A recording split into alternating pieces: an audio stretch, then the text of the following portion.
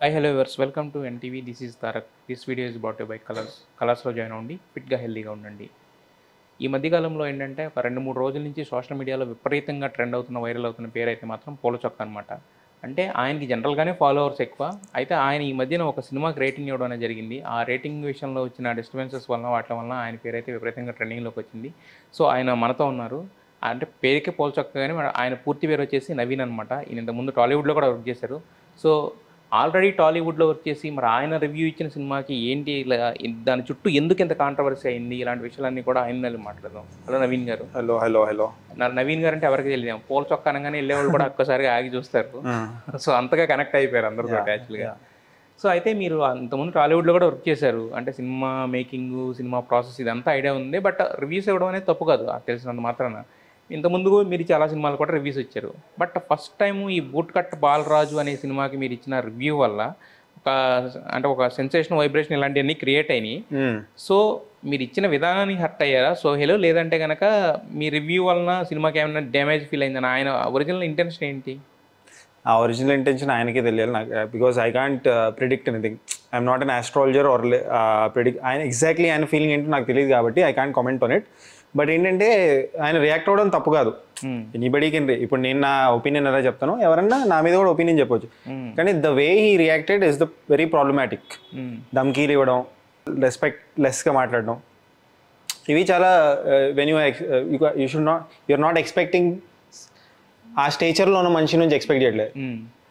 వీధి రౌడ్లాగా మాట్లాడడం ఇదంతా కరెక్ట్ కాదు. Because I will face all these things. నేను చాలా స్ట్రాంగ్, నాకు రీచ్ ఉంది, అదంతా ఉంది. నేను చాలా ఇయర్స్ నుంచి చేస్తున్నా ఇదంతా. ఇది జుజుబీ టైప్లో నేను ఫీల్ అవుతా.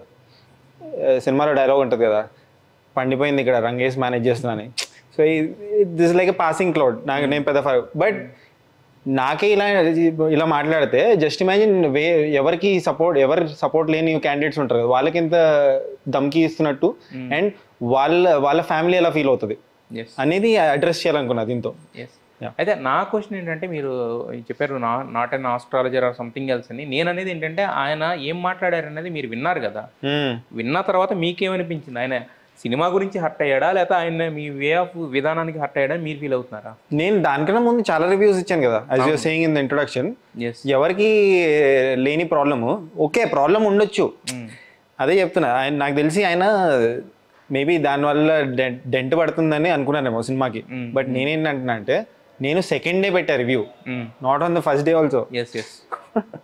సో సెకండ్ డే పెట్టినప్పుడు దానికన్నా ముందు రోజు ఈవినింగ్ ఏదో ఎమోషనల్ వీడియో పెట్టారు కదా, బిగ్ బాస్ టైంలో సపోర్ట్ చేశారు, ఇప్పుడు ఎందుకు చేయట్లేదు, రండి అన్న చూడండి అన్న అన్నారు కదా. సో నా వల్ల ఏం కాదు కదా, నా వల్ల సినిమా థియేటర్కి ఎవడు సినిమా ఆడియన్స్ రాకపోవడం మానేలేదు కదా. సో అప్పటికే ఆయన చేశాడు అంటే nobody is coming to the theatres. So ఆయన సినిమాలో దమ్ము లేకపోవడం ఒకటి, పబ్లిసిటీ కాంటెంట్లో దమ్ము లేకపోవడం, ట్రైలర్ టీజర్ లేకపోవడం వల్లే ఎవరు రాలేదు కదా. Or nobody is interested in watching his film. ప్రతి ఒక్కరి సినిమా చూడని రూల్ ఏమో ఉందా? రూల్ ఏం లేదు కదా. ఇప్పుడు నేను వస్తా రోడ్డు మీద ఏడ్చుకుంటూ నా సినిమా చూసేయాలి జనాలు? ఇది this is illogical, baseless and victim card play చేస్తున్నట్టు ఇది. అయితే యాక్చువల్గా ఈ పర్టికులర్ సినిమా విషయంలో ఈ రివ్యూ పై మీ పాయింట్ ఆఫ్ వ్యూ ఏంటి? అంటే ఏం జనాలకి ఏం ఈ రివ్యూ పైన ఏంటంటే, బ్యాడ్ ఉంది సినిమా, నాకు నచ్చలేదు అని చెప్పడానికి నాకు రైట్ ఉంది కదా, చెప్పాను నేను అంతే.